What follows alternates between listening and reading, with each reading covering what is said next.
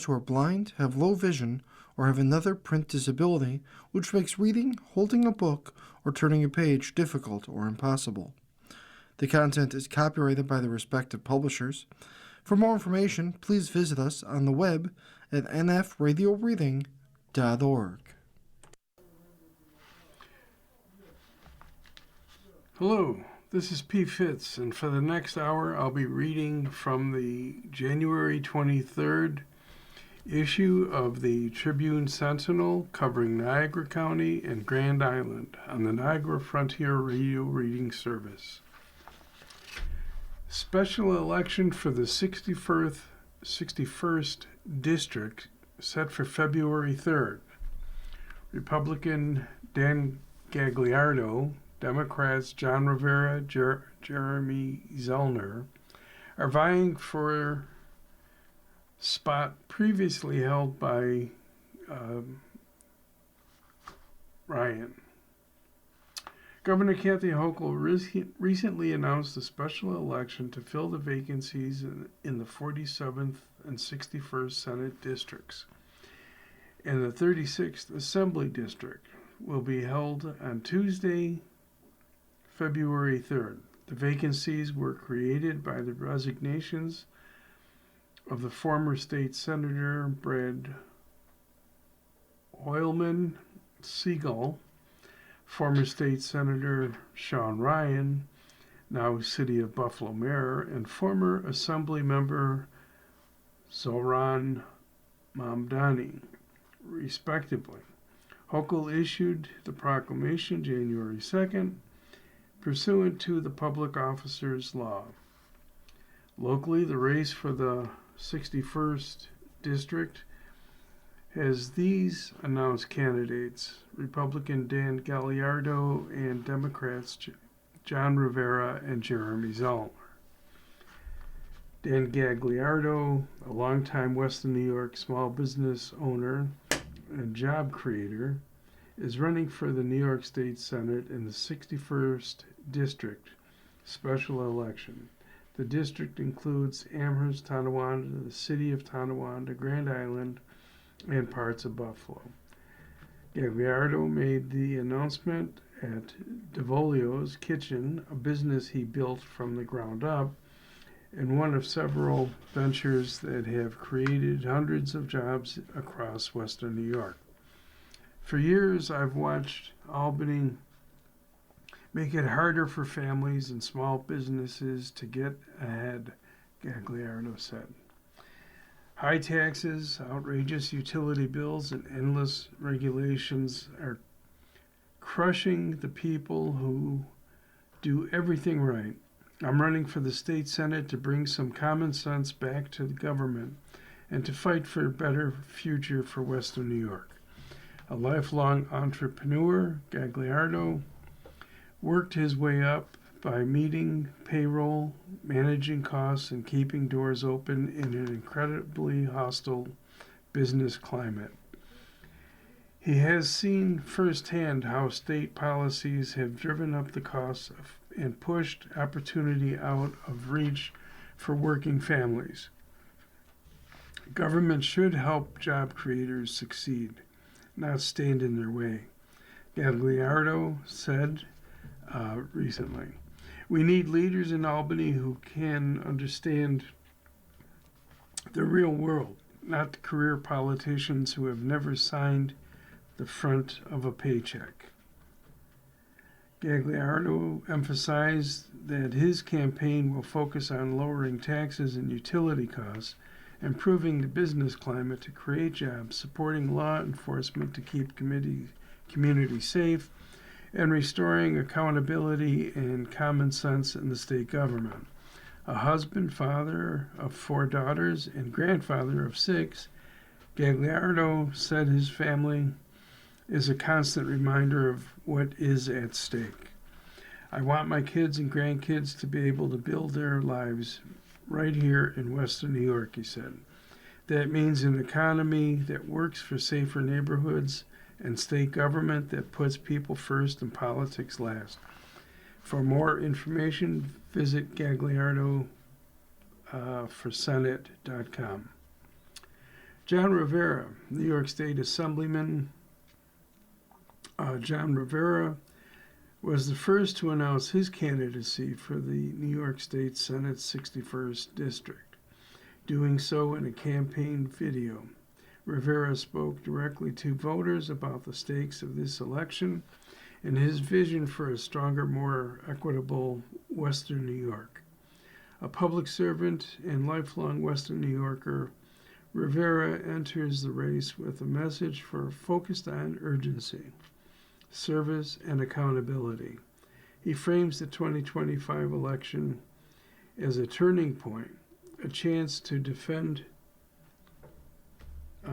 democracy, reject extremism, and fight for the hardworking people who make the entire region thrive. Our community needs a fighter, Rivera said in his video, someone who will stand up to MAGA extremism and deliver real results for the families of Buffalo, Amherst, Tonawanda, Grand Island, and everywhere in between. Rivera's campaign puts working families front and center, including the teachers, tradespeople, healthcare workers, public employees, and small business workers who keep Western New York strong. The race is about ensuring their voices are heard in Albany and their needs are met with real solutions, not political games. The men and women who build this region, care for our kids and elders, and keep our communities moving deserve leadership that has their back. This campaign is about them and about making sure government works for those who work hard every day to build a better life. The son of a police officer and a teacher's aide, Rivera brings a deep respect for public service and a results-driven record from his time in the New York State Assembly. Since first being elected in 2020, he has secured major investments in housing, education, youth programs, and community infrastructure, while delivering outcomes that families can see and feel in their neighborhoods. Over the past 5 years, I've fought for the 149th Assembly District, from strengthening housing protections on Buffalo's west side to investing in Hamburg and Lackawanna, Rivera said. Now I'm ready to bring the same determination and experience to the state Senate, and I intend to continue to deliver for every corner of the 61st District. As chair of the Subcommittee on Regional Tourism Development, Rivera has worked to hold state agencies accountable, grow local economies, and make Western New York a destination for investment and opportunity. He has championed legislation to protect tenants and homeowners, reduce lead exposure in aging housing stock, support refugee resettlement, and revitalize parks and recreation spaces across the region. Rivera also helped deliver the state budget for 2025 that included nearly $106 million in aid for public libraries and also extended tax credits for business development and previously contaminated sites like Lackawanna's Renaissance Commerce Park. Most recently, Rivera secured $1.4 million for the village of Hamburg, a youth center, and millions more for community centers, pools, housing, rehabilitation, and cultural institutions, bringing long overdue resources to neighborhoods too often left behind. Jeremy Zellner. He officially launched his campaign for the 61st State Senate District seat, vowing to make working families and affordability as top priorities in Albany.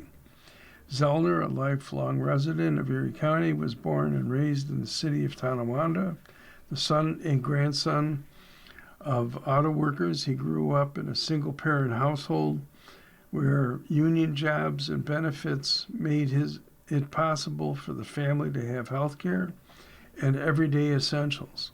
Without those benefits, we simply couldn't have made ends meet. And today, far too many families are facing that same financial crunch because life is getting more and more expensive, Zollner said. As state senator, I will fight to bring the cost of living down, protect access to health care, and stand up to those who try to undermine organized labor. Zollner, 47, has spent more than 2 decades serving the Democratic Party in Erie County, including as chair since 2012. During his tenure, the party has built a strong, united, and inclusive organization while delivering consistent electoral victories across the region. Under Zollner's leadership, Democrats re-elected County Executive Mark Poloncarz to a historic 4th term, elected Tim Kennedy to Congress and April Baskin to the state Senate, maintained a Democratic majority in the Erie County Legislature, and won competitive races in communities where Democrats had previously struggled. Zollner also pointed to legislative accomplishments secured by Democratic leadership, including actions to curb gun violence, expand affordable housing, and protect reproductive freedom. Zollner said his campaign will also focus on pushing back against the Trump MAGA agenda that cuts taxes to billionaires, strips millions of Americans of their health care, and threatens the foundation of our democracy. He and his wife, Carrie, live in the city of Tonawanda with their 2 children. Zollner resigned as Erie County Board of Elections Commissioner on Friday, January 2nd, following Hochul's call for a special election to fill the vacancy created by Sean Ryan's election as Buffalo mayor. For more information about the campaign, including the launch videos, visit www.zollnerforsenate.com.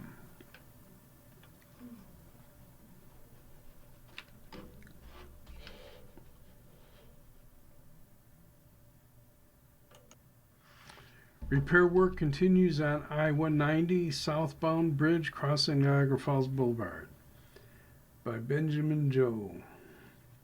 The repairs along the 190 southbound bridge crossing over Niagara Falls Boulevard in Niagara Falls are expected to be completed in the spring, according to New York State Department of Transportation Representative Ryan Whalen. The bridge sustained damage twice in 2025, once during the summer where a strike of the bridge went unreported, and again in late November when a commercial truck hauling a shipment container struck the underside of the bridge. The bridge was closed for 2 weeks and reopened on December 6th. Currently, the bridge has 1 lane open for traffic at 9 p.m. on January 15th. The bridge was closed for 4 hours, and traffic was rerouted around the bridge, while concrete barriers were shifted to place traffic in the 2nd lane. For people who are driving on the road, it's not really going to be much different for them since December 6th when it reopened. It's basically just a little more room, which will help with the snow plows, Whalen said. More repairs are anticipated to take place, including one more night shutdown of the I-190 bridge. There will be other night work under the bridge on Niagara Falls Boulevard taking place. All this should be completed by the end of February. There will be night work once more for the I-190, and then 2 or 3 nights for Niagara Falls Boulevard. We should never be fully closed on Niagara Falls Boulevard, Whalen said. The DOT's goal is to get the bridge back to full operation. Whalen said. Accountability for the strike is being worked out. Whalen was unable to speak further on specifics. There's a process to pursue, he said. You were listening to a reading of articles and features from the Tribune Sentinel covering Niagara County and Grand Island on the Niagara Frontier Radio Reading Service.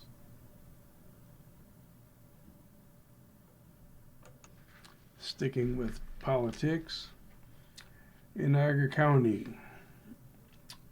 Whittish announces run for assembly seat. Former Niagara County Legislature Chairwoman Rebecca J. Whittish announced Thursday that she is running for the New York State Assembly in the 145th District. Whittish's announcement comes the day after current Assemblyman Angelo Morinello announced he will not seek re-election in 2026. Whittish was the first woman to serve as chairman of the Niagara County Legislature. Said affordability will be a central focus of her campaign, citing rising costs for groceries, gas, and energy that are impacting families and seniors across Western New York. Families are being squeezed, especially by rising energy costs, Whittish said. We need leaders in Albany who understand that affordability isn't political, it's personal. First elected to the Niagara County Legislature in 2015, Whittish represented the 2nd District, which includes parts of Wheatfield and the town and village of Lewiston. She became chairwoman in January of 2020 and led the county's response during COVID-19 pandemic. Whittish has also been a leading voice in opposing state actions she says negatively affect Niagara County, including successfully preventing New York City from housing illegal migrants in the county. In addition to her legislative service, Whittish has worked for 28 years in the Niagara County Courthouse and currently serves as Deputy Commissioner of Jurors while the New York State Unified Court System with the New York State Unified Court System. She has also led efforts to combat the opioid crisis as chairman of Niagara County's Opioid Task Force. Whittish has received the support of Morinello and New York State Senator Rob Ort. Becky lives in the village of Lewiston with her husband Peter and his 2 grown children. Can't have a race without an opposing candidate. Nichols announces candidacy for Village of Lewiston trustee. Friends, neighbors, and village residents, I hope you and your families had a wonderful Christmas and, like me, are looking ahead with optimism to the new year. As we do, let's continue to enjoy the special holiday spirit that makes the village of Lewiston such a unique, close-knit community. After much thought and consideration, I've decided to run for trustee in the village of Lewiston. The timing is right for me and my family, and I view public service as a natural next step following many years of volunteer-based involvement in our community. For more than 2 decades, I have remained deeply involved serving locally with the Lewiston Kiwanis Club, the Lewiston Lions Club, coaching youth sports, and several other efforts that are vital to our community. I'm proud of the volunteer efforts and projects I've helped lead and look forward to continuing my active involvement in these organizations. I'm proud of running for the public office, proud to be running for public office, and committed to engaging directly with our community. I will be hosting community ideas and inspiration sessions to hear from residents, community leaders, nonprofit organizations, and members of the business community. While I have many ideas for Lewiston's future, it's just as important for me to hear yours. Unfortunately, the first session was scheduled to take place at the Lewiston Public Library has been canceled because the library board was unavailable or unable to accommodate my request to use the community room for this topic. As I continue to explore alternative venues for this important civic conversation, I encourage you to reach out to me directly by phone at 716-213-3295 or via Facebook. I look forward to connecting with you soon.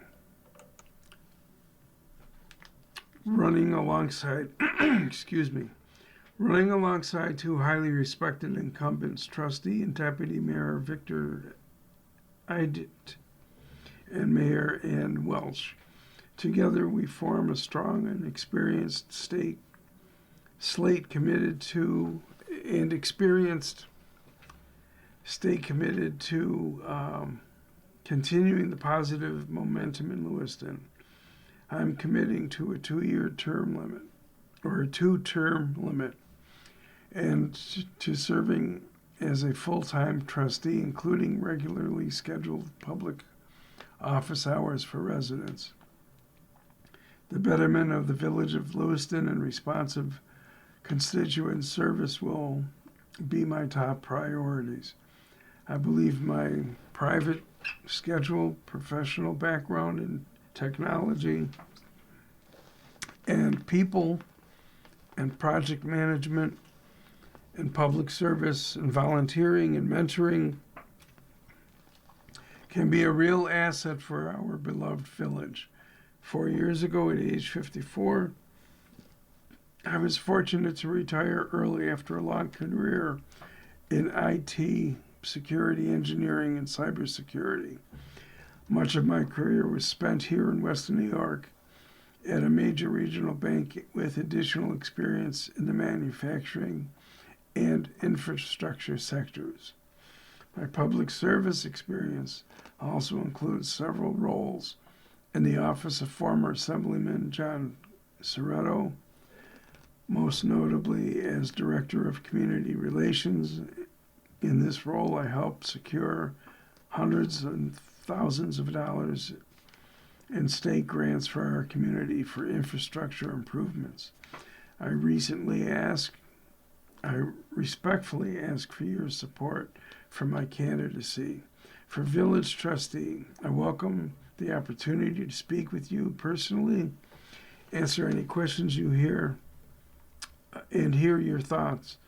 Your guidance and support would mean a great deal as we work together to keep Lewiston moving forward. New penguin debuts at Aquarium of Niagara. The newest member of the Aquarium of Niagara's penguin colony is making his public debut in honor of Penguin Awareness Day. And his arrival also brings a budding bird romance to Western New York. Timmy arrived in October from Brookfield Zoo in Chicago as part of a coordinated effort among accredited zoos and aquaria to protect vulnerable species and maintain genetically diverse populations under human care. Through the Association of Zoos and Aquariums Species Survival Plan for Humboldt penguins, Timmy was identified as a potential match for one of the aquarium's well-known residents, Jules. Timmy's arrival reflects the careful planning and collaboration that take place among accredited zoos and aquaria to promote animal well-being across generations, said Chad Pfeiffer, President and CEO of the Aquarium of Niagara. By sharing stories like Timmy and Jules, we can inspire curiosity and conservation awareness while showcasing the high-level care these animals receive every day. Jules' brother, Smitty, made headlines late last year when he was selected to move to Pittsburgh to begin his own search for a mate. And now it's Jules' turn to try her luck in love. With a little help from the dedicated animal care team at the Aquarium of Niagara. Upon his arrival, Timmy joined Jules in a designated space off exhibit where the two could get to know each other under careful observation by the aquarium team without the boisterous social dynamics of the broader colony. Over the course of the next 2 months, team members observed Timmy and Jules begin to demonstrate the behaviors of a mated pair. Now that both birds have rejoined the colony, the team is hopeful their connection will continue to develop into a lifelong bond and potentially lead to future chicks.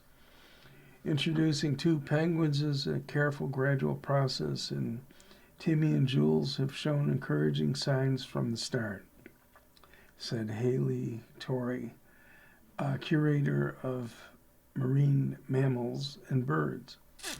Seeing them engage in behaviors like contact, calling, and mutual preening tells us they're comfortable with one another, and while we never rush these relationships, we're optimistic as they continue to settle in the new colony.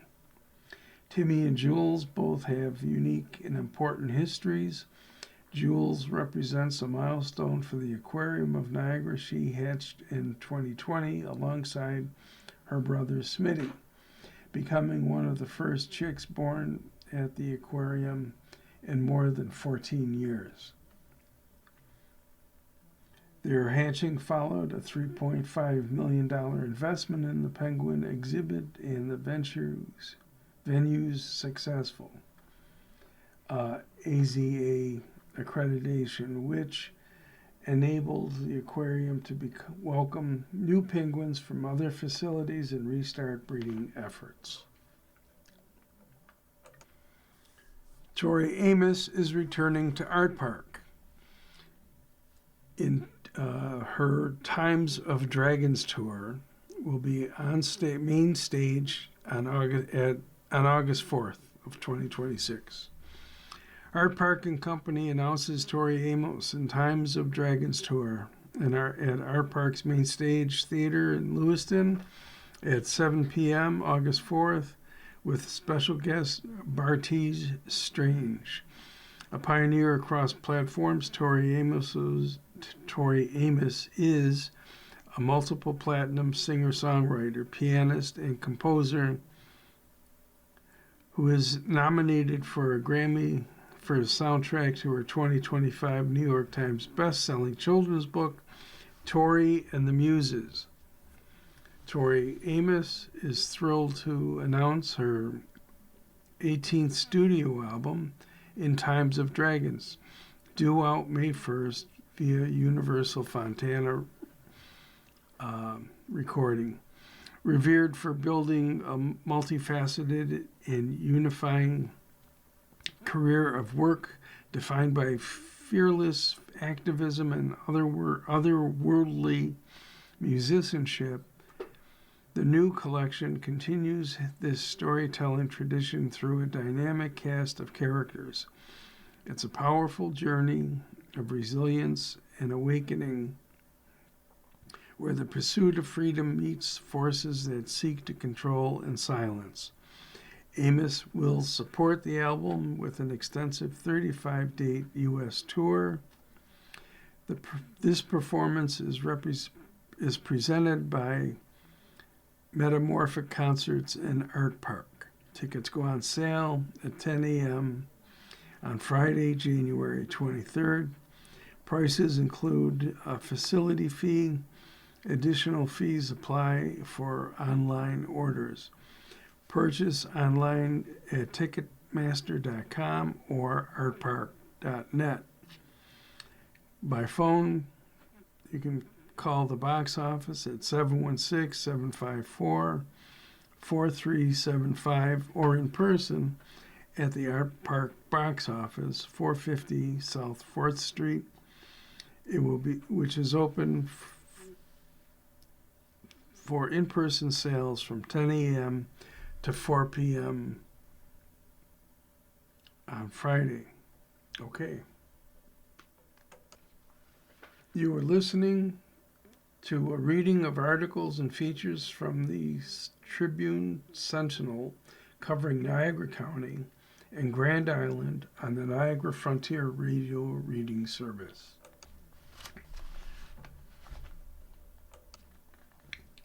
Wine and Chocolate Fest to benefit Home Beneath Our Feet. The Summit Federal Credit Union will sponsor the Buffalo Wine and Chocolate Festival on Saturday, February 7th at the Statler Buffalo. The festival features numerous regional wine, spirits, cider, and chocolate vendors, as well as other local businesses. 2 sessions of the festival will be offered, an early session from 1 to 4 p.m. and a later session from 5 until 8. This year, proceeds from the Wine and Chocolate Festival will benefit Home Beneath Our Feet, rooted in agricultural, youth development, and food justice. Home Beneath Our Feet empowers young people, nourishes families, and strengthens neighborhoods through hands-on education, workforce development, and access to fresh, locally grown food by meeting immediate needs while cultivating long-term pathways to stability, leadership, and opportunity. Home Beneath Our Feet serves as a trusted partner in building resilient, healthy, and thriving communities.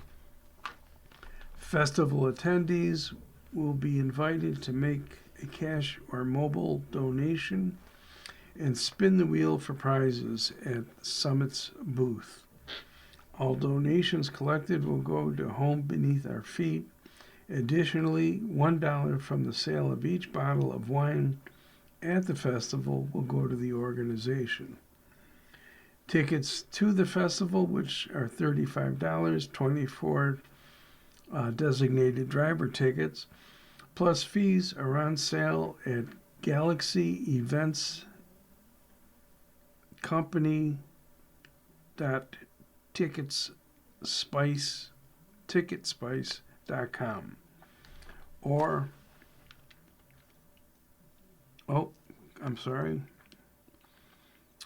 the address is Galaxy Events Company.ticketspice.com/WNC Buffalo BUFF-2026.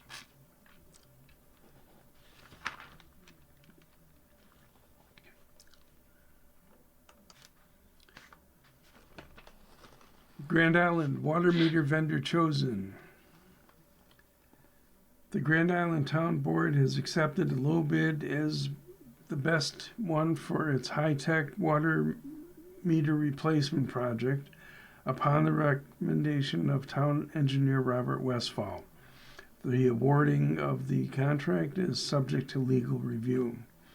The winning bid was from Core and Mail LP of Lockport. In his recommendation, Westfall said the Lockport firm provided a more proven and reliable solution to leak detection than the runner-up, as well as superior pressure monitoring. Additionally, the private licensed radio frequency used by Core and Maine provided a stronger and more reliable system, Westfall said. Also on the evaluation committee to choose the best provider were Grand Island Grant Manager Elaine O'Neill and Water Department Senior Plant Operator G. Cody Clark. The new meters are scheduled to be installed in the first quarter of 2026.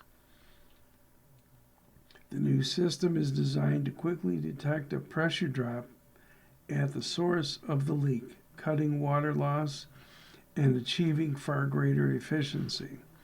In April of 25, a flat fee of $17 per quarter was added to each user's water bill.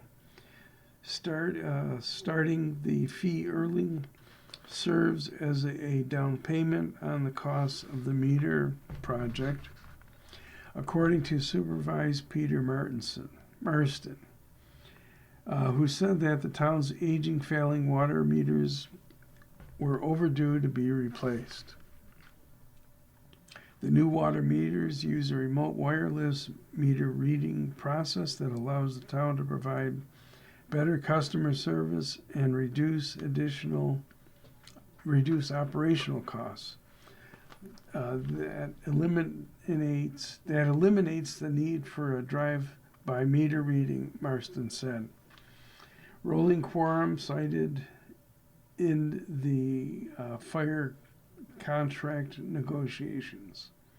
Councilmember Dan Kilmer clarified provisions of the state's open meetings law that apply to how public bodies conduct business. He said that during recent contract negotiations with Grand Island Fire Company, provisions of the law were not properly followed, thus constituting violations. At Monday's meeting, Kilmer said, "I want it said in public, and I think we need to actually work together as a board. And next time we get into negotiations, we should all agree before one of us goes to meet with any entity what our goals and objectives are." As Councilmember Rhonda Deal said in her opening prayer, "Let's work as a board and let's work together." Kilmer cited Public Officers Law, Article 7 of the Open Meeting Law. He said, reading from the law, that it requires that any gathering of a public body for the purpose of conducting public business must be convened as an open meeting. This applies even if the gathering is informal or not intended as a result of formal action.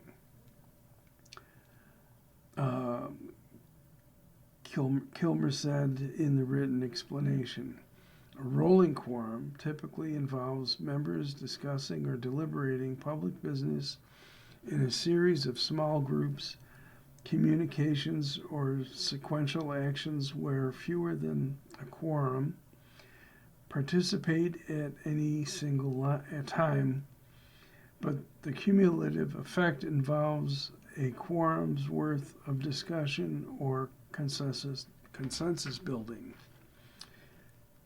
This circumvents the replacement for a single public official convening of the quorum. The path to the pact. Marston said he met to discuss fire company contract once with Councilmember Tom DeGotti and with then Councilmember Christian Baleda in 2025. Marston said the meetings did not constitute a quorum because in a 5-member town board, quorum is 3 people, not 2. The 2 months before December 29 public hearing on the fire contract, a fire official said that the company thought it already had a deal for the 2026 contract worth $2.51 million. In an act in October 20, 2025 workshop meeting prior to the December public hearing, fire company board chairman Jeremy Polano told the town of board that firefighters thought they already had clinched the contract with council members for a 28% increase for the following year. Polano said. So we negotiated a number in good faith, which we thought you guys were negotiating in good faith as well. Marston replied, I was very clear that the whole board had to sign off on this. You can see this on YouTube.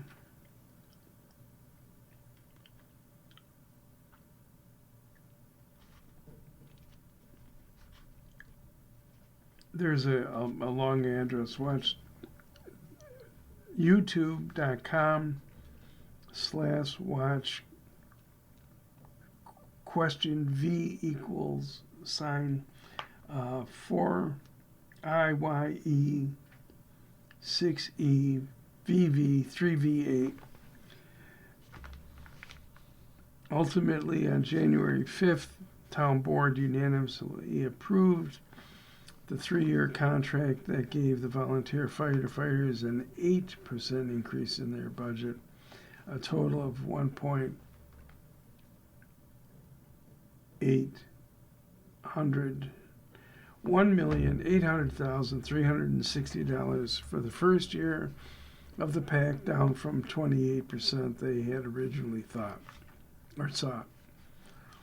Another town board news. William Daniels asked the board to recommend an impact study to determine if the roundabout or a mini roundabout is feasible at the intersection of Broadway and South State Parkway near Kagbean Elementary School. Daniels is the grandfather of Leah Mayer, who was struck and killed at that intersection on September 11th in 2024. He said the police report states that the issue with the roadway is the width of the roadway, requiring 5 lanes to be crossed. Successfully completed the crossing of the roadway. The second issue with that, the lighting was extremely poor. Daniel said his online petition gathered 2,433 signatures calling for a traffic light and crossing signals at the intersection. He added that the Erie County Legislature last March unanimously passed a resolution to support a 4-way stop there, but the State Department of Transportation rejected that idea. Daniels asked the town board to pursue grants from all sources for an impact study. Town board members gave kudos to new Highway Superintendent James Sedito and his staff for efficient clearing of the island's roads during the heavy snowfall, low temperatures and high winds that blew in early Monday and throughout the day. He's off to a stellar start, Councilmember Tom DeGotti said. The emergency response team was rather busy this weekend, Marston said. The highway department did a great job keeping everything moving. I think it could have been a lot worse for us than it was. Sedita quipped, it was a piece of cake. He said everything went smoothly. Town of Niagara looking to improve snow plowing capabilities by Benjamin Joe. The town of Niagara made it through the heavy snowstorm earlier this week, but Supervisor Sylvia Tuso said the municipality needs to take action before the next weather event. We need new plows, she said, after the Town of Niagara board meeting on Tuesday. Our plows are at least 20 years old and they're breaking down constantly. If we don't have more plows running, this town can't get plowed properly. So we're running this situation where we need to somehow buy a couple of new plows in a very near future. The Town of Niagara Superintendent Richard Sirianni said, I'll be talking to the board in the next 3 or 4 weeks to see if we can get some more equipment in. It's not definite, but I'm hoping. In the meantime,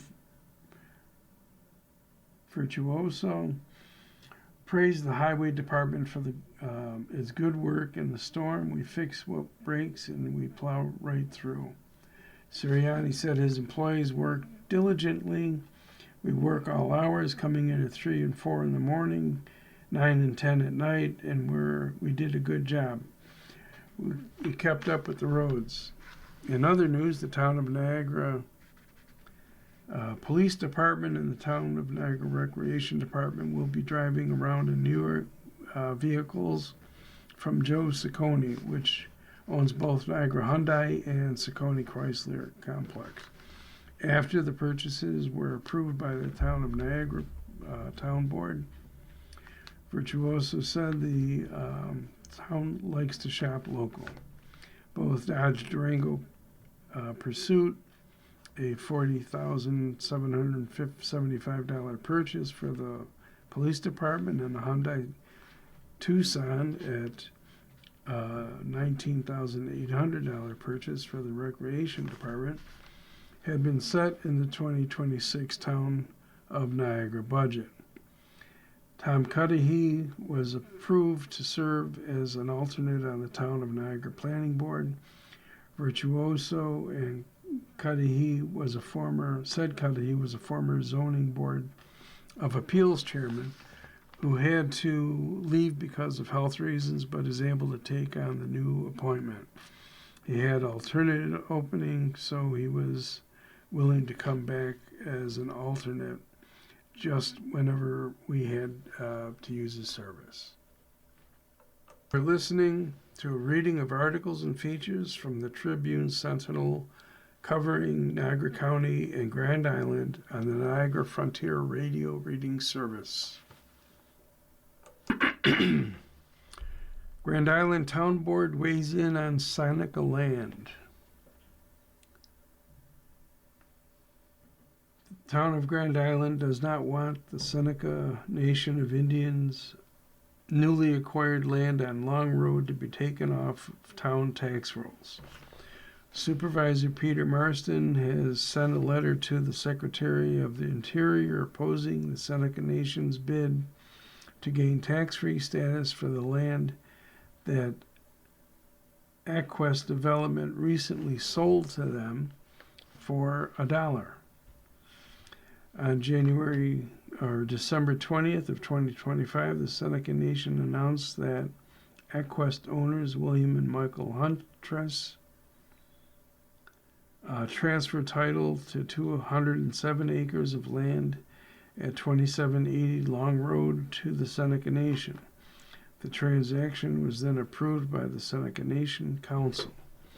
Aquest had recently dropped its longstanding plans to build a warehouse or distribution center on the land and announced its intention to sue the town over zoning changes.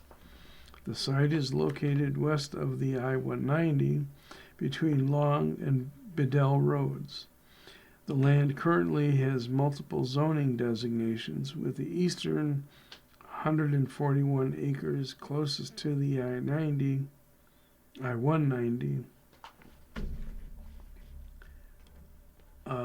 currently zoned for industrial use, and the western 66 acres currently zoned for residential.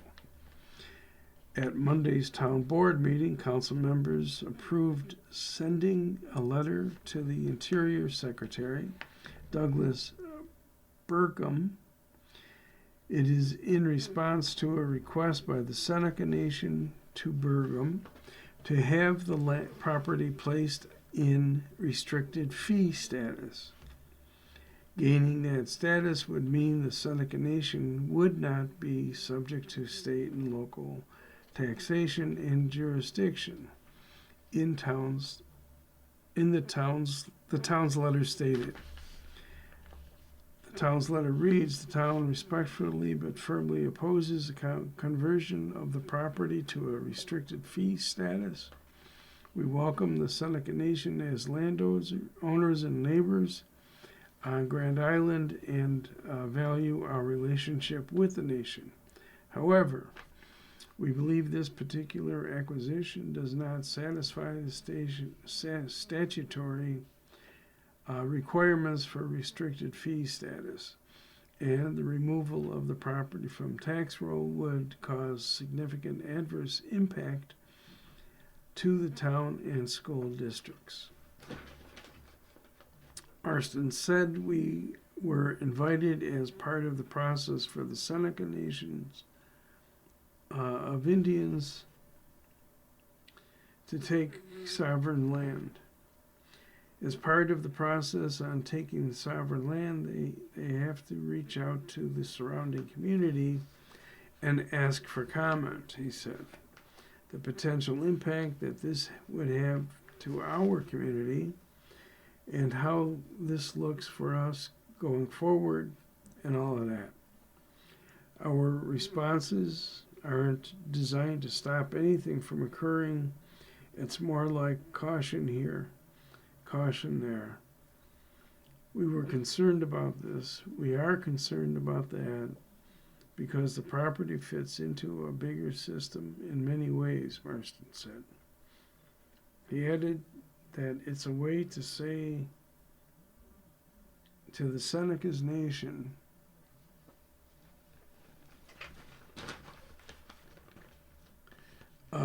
let's please work together on these things in the future so that the community doesn't have generally be impacted and that we can service your property appropriately. There's a little bit of it varying opinion on the town board on what this should be and shouldn't be, of course. I'm sorry. I think that even in the community, Marston said. He said the Seneca Nation may or may not wish to pursue the potential of designating the land as sovereign.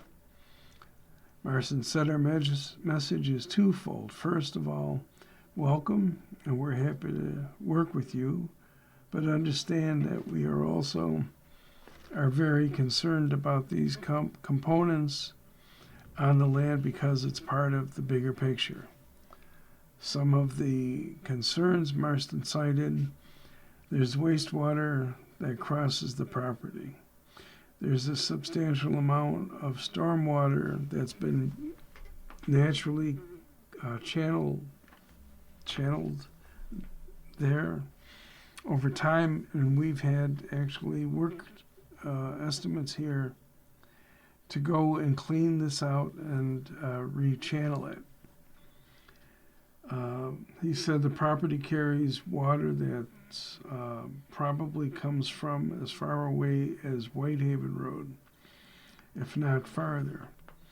All the numbered streets in that section of Grand Island would potentially be affected should there be flooding. So if they were just to build a brick wall and say, no, this is sovereign land, that would be really be detrimental to Grand Island, and it would probably literally flood a bunch of Grand Island homes. We just want to make sure that they're aware of the contingencies. The letter cites the potential tax revenue loss if the Long Road property were to gain restricted fee status. The property generates more than $20,000 annually in property taxes. If developed to a potential use of the town, the property could generate many times that amount in annual tax revenue, plus increased economic activity and local jobs. The letter also states that adverse impacts would be felt if used for residential purposes, placing increased demands on municipal services and school systems without contributing to the tax rolls to offset these costs. The letter further reads, while the nation has not identified the town a proposed use for the property, Any potential approval of restricted fee status should be deferred until the nation has provided additional information regarding its proposed use of the property and the impact on the town's infrastructure and other environmental impacts have been discussed. Marston said most of the feedback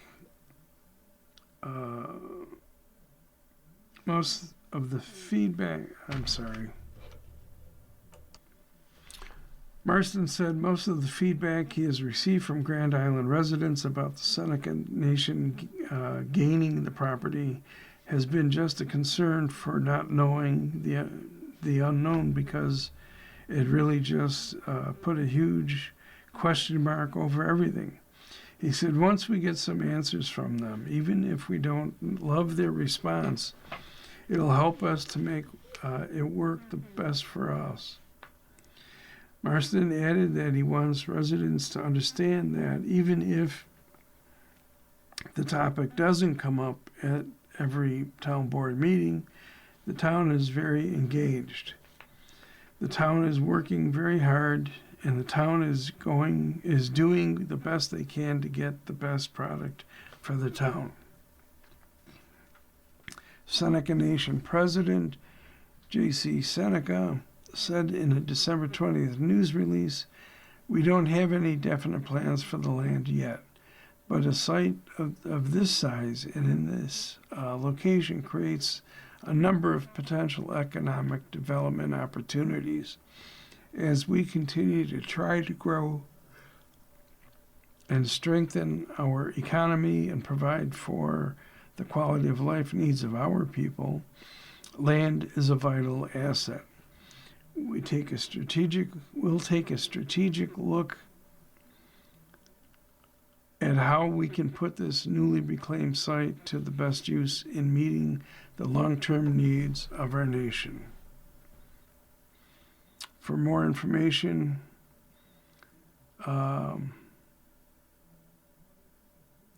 you can check out www.bia.gov/BIA/OTS/fee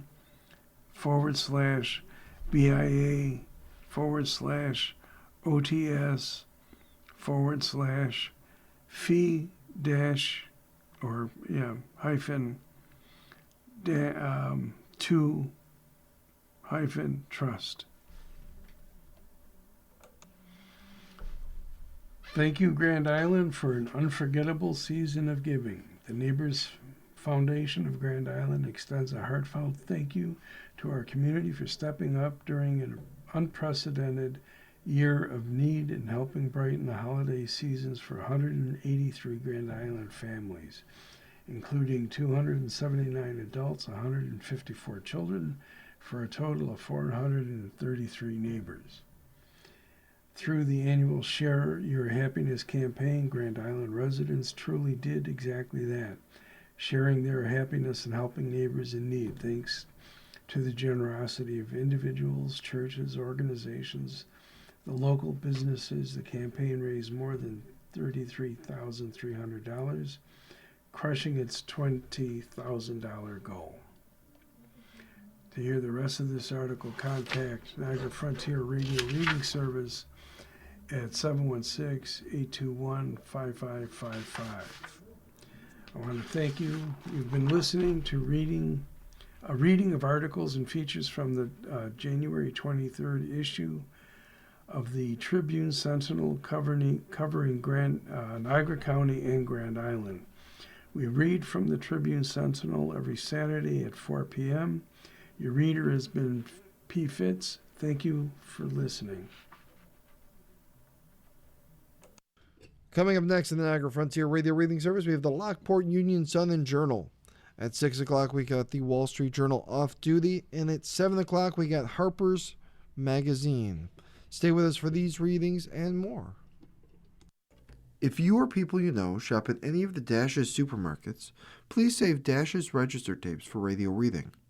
Our agency receives $2 for every $100 in Dash's register tapes. Radio reading has raised thousands of dollars so far.